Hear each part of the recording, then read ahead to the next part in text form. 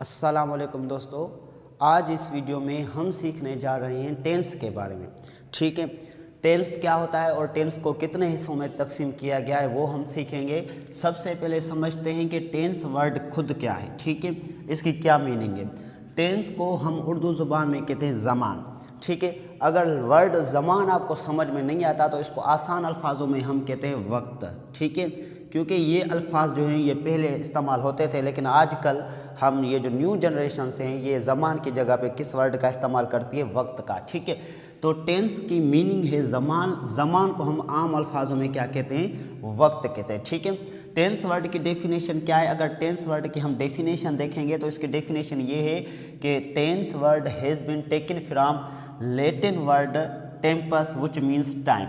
ठीक है, यानी वर्ड जो टेंस है ये वर्ड टेंस लिया गया है लैटिन लैंग्वेज के वर्ड टेम्पस से। ठीक है, अच्छा एक बात मैं आपको बताता चलूँ कि असल में हम पाकिस्तान में जो इंग्लिश सीख रहे हैं वो पुअर इंग्लिश नहीं है बल्कि मिक्सचर है। ठीक है, यानी इसमें हमारे जो है ना अमेरिकन लैंग्वेज के भी वर्ड आ जाते हैं और इंग्लैंड की जो इंग्लिश है उसके भी वर्ड्स आ जाते हैं, कुछ वर्ड ग्रीक लैंग्वेज के आ जाते हैं और कुछ वर्ड्स हमारे लैटिन लैंग्वेज के आ जाते हैं। तो इसलिए ये आपको बात सोली समझनी है कि जो वर्ड टेंस है, हालांकि टेंस वर्ड इंग्लिश का ही है लेकिन ये लिया गया कौन से वर्ड से, लैटिन लैंग्वेज के वर्ड टेम्पस से।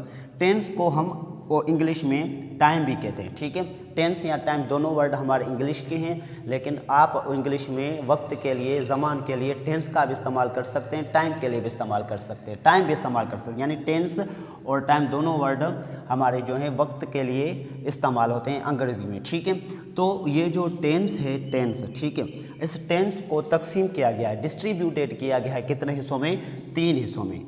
ठीक है, यानी हमारा जो टेंस है, जो टाइम है, जो ज़मान है, इसको कितने हिस्सों में तकसीम किया गया है, 3 हिस्सों में। ठीक है, कितने हिस्सों में, 3 हिस्सों में। सबसे पहला जो इसका टाइप है वो है प्रेजेंट टाइम। ठीक है, और दूसरा पास्ट टाइम और तीसरा फ्यूचर टाइम। ठीक है, यानी इन 3 हिस्सों में हमारा जो टेंस है उसको जो है तकसीम किया गया है। अब बात करते हैं प्रेजेंट टाइम की। प्रेजेंट टाइम का मकसद होता है मौजूद वक्त। ठीक है, अभी ये वक्त जो चल रहा है इसको हम प्रेजेंट टाइम कहते हैं। ठीक है, तो ये जो मौजूद वक्त है ये टेंस का कौन सा पार्ट है, फर्स्ट पार्ट है। ठीक है, और उसके बाद हम इसकी मीनिंग है मौजूद वक्त, और मौजूद वक्त को हम हाल भी कहते हैं, लेकिन हाल आजकल इस्तेमाल नहीं होता, आज हम इसको क्या कहते हैं, मौजूद वक्त। ठीक है, हाल माने मौजूद वक्त। और उसके बाद पास्ट टाइम का मकसद है माजी, और माजी यानी क्या, जो वक्त गुजर गया, यानी कल से जो वक्त पीछे जो गुजर गया, इसके बाद अभी जो वक्त चल रहा है इससे जो वक्त गुजर गया पीछे वाला पूरे का पूरा जो वक्त है वो सारा का सारा जो वक्त है मेरा वो कहलाता है पास्ट टाइम।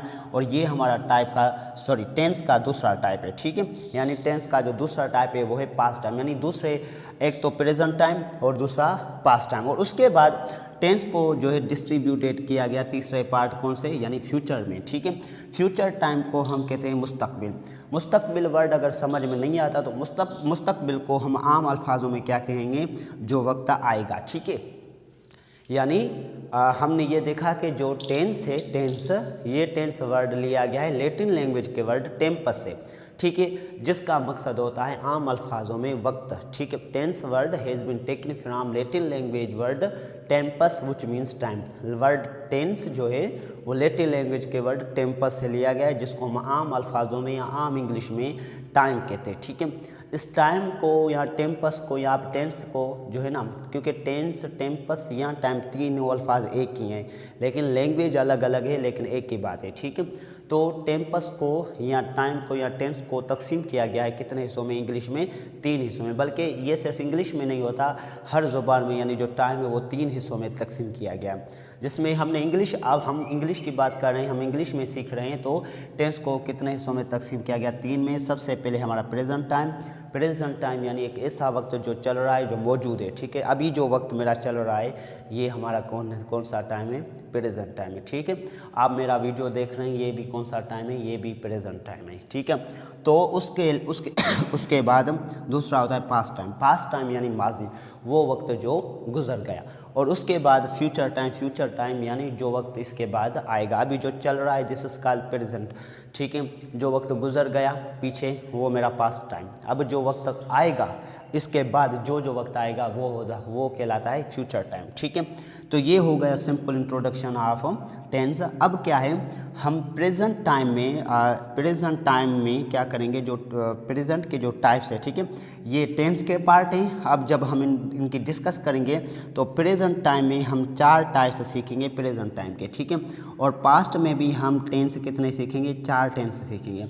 और फ्यूचर के भी हम कितने पार्ट सीखेंगे, 4, ठीक है। आपने सुना होगा कि भाई 12 टेंसेज होते हैं, तो 4 टेंस हमारे प्रेजेंट के और 4 टेंस हमारे पास्ट के और 4 टेंस हमारे फ्यूचर के। तो टोटल हमारे जो होते हैं वो होते हैं 12 टेंस। तो हम 12 टेंसेस के बारे में डिस्कस करेंगे और इसके अलावा और भी बहुत सारे टेंसेस होते हैं, ठीक है। ये नहीं कि बस यही 12 टेंसेस हैं, लेकिन ये मेजर 12 टेंसेस हैं जिसमें हम जो है ना 4 प्रेजेंट के, 4 पास्ट के, 4 जो है फ्यूचर के डिस्कस करेंगे। लेकिन इसके बाद बहुत सारे जो है ना टेंसेस होते हैं, ठीक है। तो उनको भी हम जो है डिटेल में देखेंगे। तो हमने अब डिस्कस किया कि जो टेंस है उस टेंस में हम हर एक टेंस के 4 टाइप सीखेंगे, ठीक है। अगर बात करें हम प्रेजेंट टाइम की, तो प्रेजेंट टाइम में हम कितने पार्ट सीखेंगे, यानी प्रेजेंट टाइम के हम 4 टाइप सीखेंगे, ठीक है। ऊपर से अभी मैं आपको नाम जो है लिखवा देता हूँ ताकि हमें याद रहे कि एक टेंस के बाद जो दूसरा टेंस है वो कौन सा होगा, ठीक है। तो सबसे पहले हमारा जो टेंस होता है वो होता है प्रेजेंट सिंपल टेंस, ठीक है।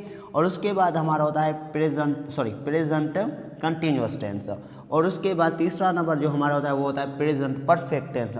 और आखिरी जो हमारा होता है टाइप वो होता है प्रेजेंट परफेक्ट कंटिन्यूअस टेंस, ठीक है।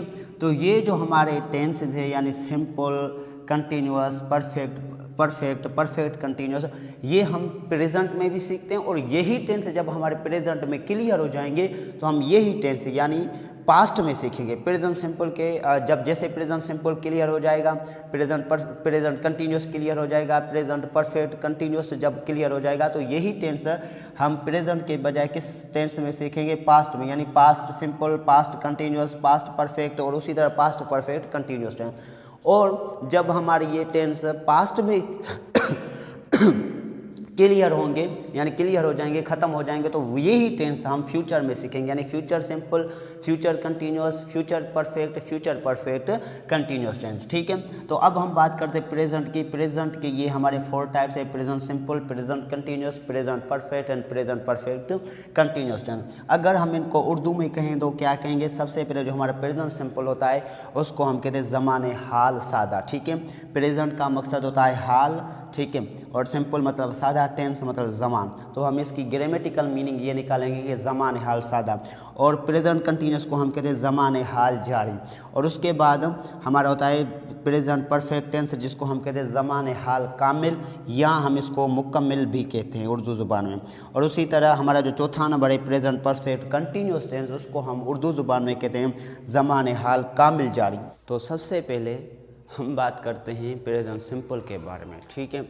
सबसे पहले हम प्रेजेंट को सीखेंगे, उसके बाद पास्ट को और उसके बाद फ्यूचर को।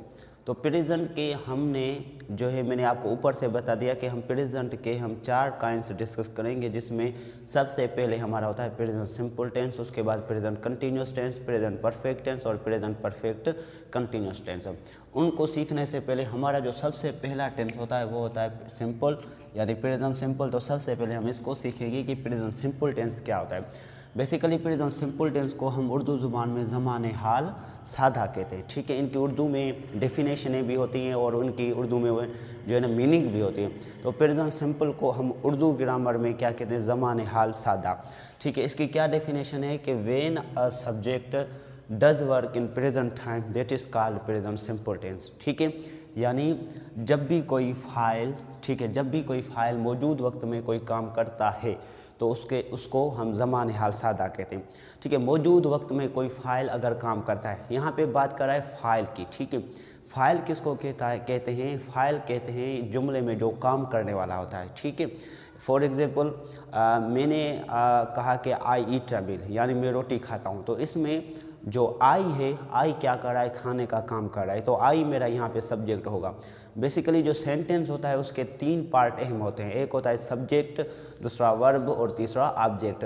हमने सब्जेक्ट, वर्ब और ऑब्जेक्ट के बारे में पीछे डिस्कस की थी कि सब्जेक्ट क्या होता है, वर्ब क्या होता है और ऑब्जेक्ट क्या होता है। ठीक है, सब्जेक्ट हम कहते हैं जुमले में जो काम करने वाला होता है। ठीक है, और वर्ब किसको कहते हैं, जो जुमले में काम हो रहा हो। ठीक है, और वर्ब हमने पार्ट्स ऑफ स्पीच में भी सीखा था। और उसके बाद ऑब्जेक्ट, जो फाइल काम कर रहा है और जिस काम का जिस चीज़ पे असर हो, ठीक है, असर पड़े, तो उसको हम ऑब्जेक्ट कहते हैं। ठीक है, जैसे आई ईट अ मील, मैं रोटी खाता हूँ, काम करने वाला हो गया आई। ठीक है, कौन सा काम हो रहा है, खाने का, और खाने का जिस चीज़ पे असर होगा वो है रोटी, तो रोटी हमारा हो जाएगा ऑब्जेक्ट। ठीक है, हमने ये सब्जेक्ट वर्ब पीछे डिस्कस किए थे। तो अगर कोई फाइल, ठीक है, यानी काम करने वाला मौजूद वक्त में, अभी ये जो वक्त चल रहा है, ठीक है, इसको हम मौजूद वक्त कह रहे हैं। इस मौजूद वक्त में अगर कोई काम करता है, ठीक है, ता है, तो उसे ज़माने हाल सादा कहा जाता है। ठीक है, अगर इसको हम उर्दू ज़ुबान में देखें कि अगर प्रेजेंट सिंपल को हम उर्दू ज़ुबान में पहचानने की कोशिश करेंगे तो कैसे करेंगे, हमें कैसे पता चलेगा कि ये प्रेजेंट सिंपल का जुमला है। तो उर्दू ज़ुबान में, ठीक है, उर्दू में अगर इसकी निशानियों की बात करें तो उर्दू ज़ुबान में अगर जिस जुमले के आखिर में, ठीक है, जो उर्दू में हम जो बहुत सारे जुमले लिखते हैं, अगर एक ऐसा जुमला जिसके आखिर में ता है, ती है, ते हैं या ती हैं, ठीक है, ता हूँ वगैरह जैसे अल्फाज लगे, ठीक है, ता है, ती है, ते हैं, ती हैं, ता हूँ, इस तरीके की जो निशानियाँ अगर जुमले में लगी होती हैं, यानी किसी भी जुमले में, तो वो सारे के सारे जुमले हमारे ज़माने हाल सादे के होते हैं। ठीक है, सादे के होते हैं। तो ज़माने हाल सादे की ये हो गए हमारे उर्दू ज़ुबान में जो है पहचान, यानी ये हो गई उसकी निशानियाँ कि प्रेजेंट सिंपल को उर्दू ज़ुबान में हम कैसे पहचानेंगे। ठीक है, उसके बाद हर टेंस में जो मेन चीज़ होती है वो होती है हेल्पिंग वर्ब।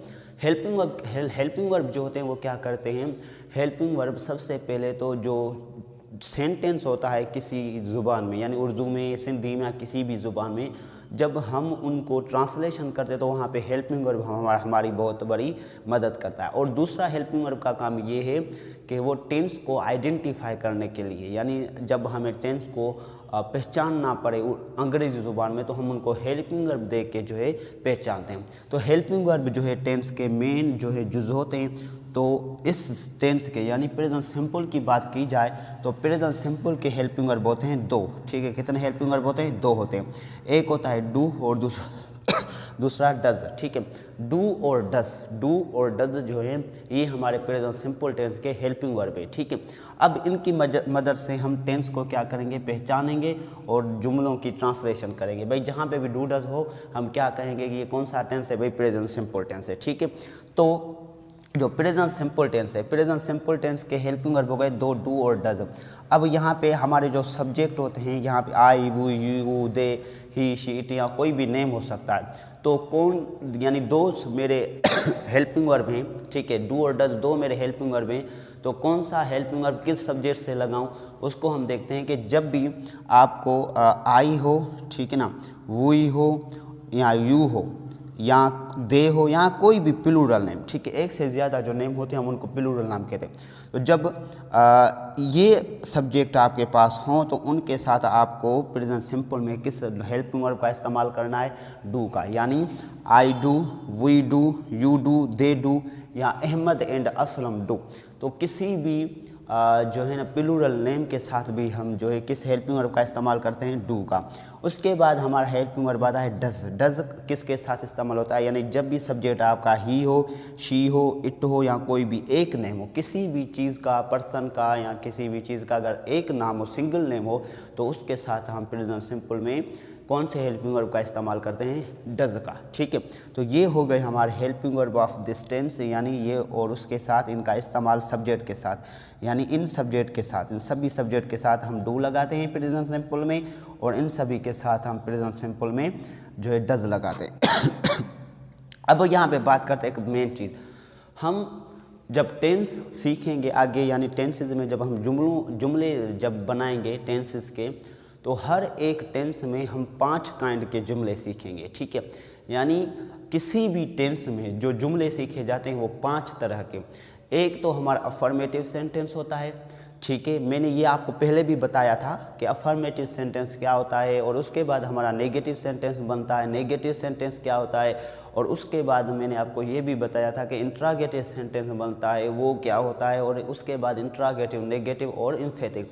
ये 5 सेंटेंसेस हम जो टेंसेस में सीखते हैं, हर एक टेंस के अंदर 5 जुमले ये सीखते हैं। तो ये मैंने आपको जो है ना पीछे सिखाया था, बताया था कि जो 5 किस्म के जुमले होते हैं अफर्मेटिव, नेगेटिव, वो कैसे होते हैं, और जो है उनको जुमले में जो है ना वो कौन सा काम जो है सर अंजाम देते हैं। या अफर्मेटिव जुमले का क्या काम होता है, यानी वो कौन सी स्टेटमेंट ज़ाहिर करता है, नेगेटिव जो है कौन सी स्टेटमेंट ज़ाहिर करता है, और इंट्रागेटिव जो है वो कौन सी स्टेटमेंट जो है शो ऑफ करता है। तो ये सारी चीज़ें हमने पीछे डिस्कस की थी, तो वही बात यहाँ पे आ रही है। हम इस टेंसेस में यानी प्रेजेंट सिंपल टेंस में भी हम 5 टाइप के जो है जुमले सीखेंगे, जिसमें सबसे पहले हमारा जो सेंटेंस होगा वो होगा अफर्मेटिव सेंटेंस। मैंने आपको एक बात बताई कि प्रेजेंट सिंपल टेंस हो या कोई भी टेंस हो, ठीक है, उनका जो मेन पार्ट होता है यानी टेंस के अंदर वो होता है हेल्पिंग वर्ब।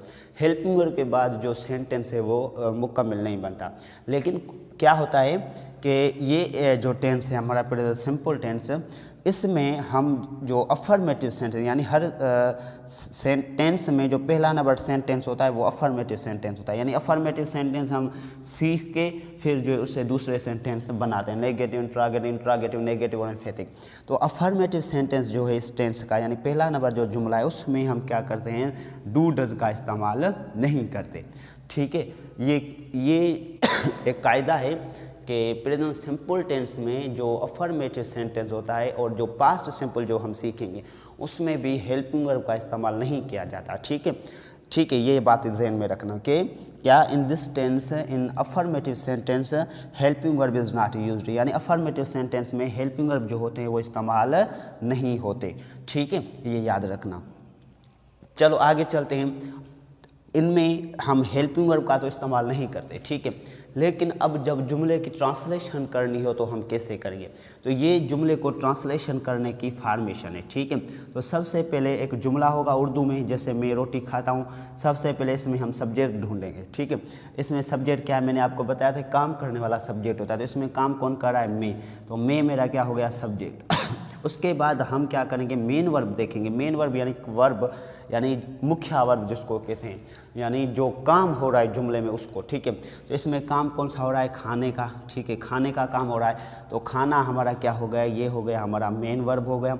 और उसके बाद हम जुमले में देखेंगे ऑब्जेक्ट। ठीक है, ऑब्जेक्ट बताया किसको कहते हैं, जिसके ऊपर काम का असर पड़े। ठीक है, तो ये काम करेगा, कौन सा काम करेगा, खाने का, और असर किस चीज़ पे पड़ेगा, इस रोटी पे। तो रोटी मेरा क्या हो गया, ये हो गया ऑब्जेक्ट। ठीक है, तो सबसे पहले हम जुमले में सब्जेक्ट देखेंगे, फिर उसको ट्रांसलेशन करेंगे। इसमें सब्जेक्ट है मैं को इंग्लिश में आई कहते हैं, और उसके बाद मेन वर्ब इसमें क्या है, खाना, खाने को हम क्या कहते हैं, ईट कहते हैं, और उसके बाद रोटी, रोटी को हम क्या कहते हैं, मील। तो ये मेरा हो गया प्रेजेंट सिंपल का अफर्मेटिव जुमला। यानी इसकी फॉर्मेशन क्या है, सबसे पहले आप सब्जेक्ट देखेंगे, उसके बाद मेन वर्ब देखेंगे, और मेन वर्ब की एक यहाँ पे एक बात ध्यान में रखना कि मेन वर्ब की यानी जो मेन वर्ब होता है उसकी 4 फॉर्म्स बनती हैं, फर्स्ट, सेकंड, थर्ड और फोर्थ।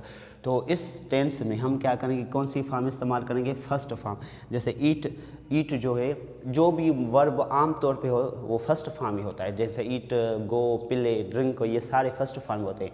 तो इसमें हम फर्स्ट फॉर्म का इस्तेमाल करेंगे, और उसके बाद हम ऑब्जेक्ट लगाएंगे, ऑब्जेक्ट के बाद फुल स्टॉप लगाएंगे। ठीक है, जैसे हमने ये जुमला ट्रांसलेशन किया। ठीक है, तो ये हो गया मेरा affirmative sentence of present simple tense.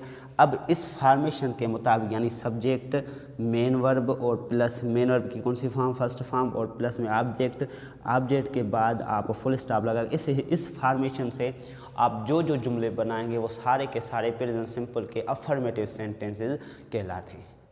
और मैं आपको एक छोटी सी बात यहाँ पे बताता चलूँ कि इस यानी ये जो हमारा अफर्मेटिव सेंटेंस है प्रेजेंट सिंपल में, यहाँ पे एक कॉन्सेप्ट होता है, एक रूल होता है एस और ई एस का। ठीक है, यानी जब भी हम affirmative sentence I, we, you, they या किसी प्लूरल नेम के साथ बनाते हैं तो उनके साथ अफर्मेटिव सेंटेंस में वर्ब के साथ ये जो वर्ब इसके साथ एस या ई एस नहीं लगती। ठीक है, यानी यू हो, आई हो, वी हो, तो इसके साथ आप एस या यहाँ पे ई एस नहीं लगाएंगे। सिंपल जो वर्ब होगा वैसे ही, यू प्ले अ गेम, ठीक है, they play a game, I play a game. लेकिन ये जो एस और ई एस है, जब भी आपको प्रेजेंट सिंपल में ही, शी, इट या किसी सिंगल नेम के साथ आप अफर्मेटिव जुमले बनाते हैं इन सब्जेक्ट के साथ, तो वहाँ पे आपको मेन वर्ब के साथ एस या ई एस लगाना पड़ता है। ठीक है, ये बात ध्यान में रखना अफर्मेटिव सेंटेंस में। अब यहाँ पे बात है कि आपको एस या ई एस लगानी है। एस आपको कहाँ पे लगानी है, किस वर्ब के साथ लगानी है, और ई एस आपको किस वर्ब के साथ लगाना है, ये भी बताता हूँ आपको। तो जब भी कोई वर्ब, ठीक है, यानी ये बात ज़हन में रख लेना कि ही, शी, इट और किसी भी एक नाम के साथ, यानी प्रेजेंट सिंपल के अफर्मेटिव सेंटेंस में एस या ई एस लगेगी, किसके साथ, वर्ब के साथ। लेकिन किसके साथ, किस वर्ब के साथ एस लगेगी, किस वर्ब के साथ ई एस लगेगी।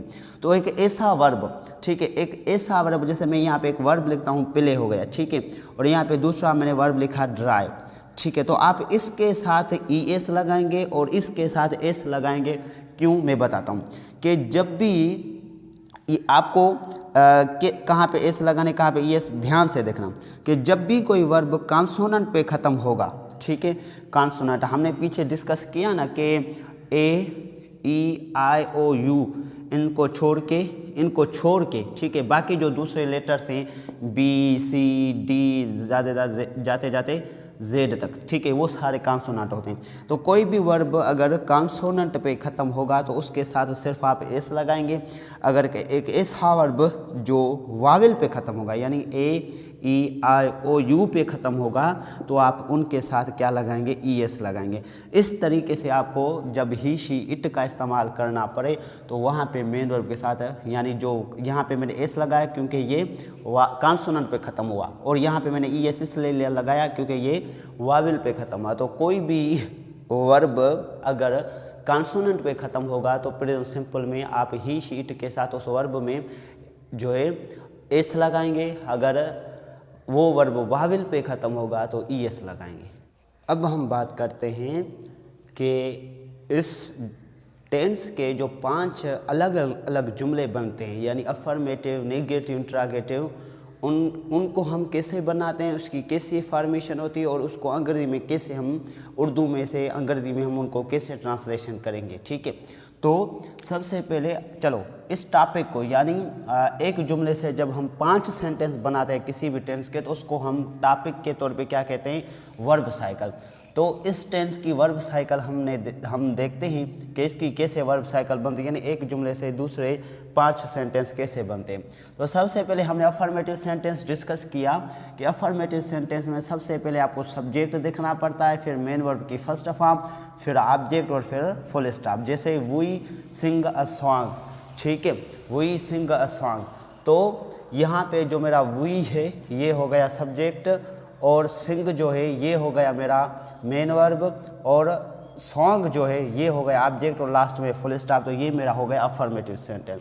तो अब हम बात करते हैं कि इसका नेगेटिव सेंटेंस कैसे बनता है। ठीक है, यानी अगर अफर्मेटिव सेंटेंस को नेगेटिव सेंटेंस में तब्दील करना हो तो कैसे करेंगे, उसकी फॉर्मेशन कैसे है कि सबसे पहले आपको सब्जेक्ट लगाना है, उसके बाद सब्जेक्ट को देख के आपको हेल्पिंग वर्ब लगाना है। ठीक है, क्योंकि हमारे हेल्पिंग वर्ब है 2, एक हो गया डू और दूसरा हो गया डज। ठीक है, अब ये हेल्पिंग वर्ब हमें लगाने अकॉर्डिंग टू सब्जेक्ट।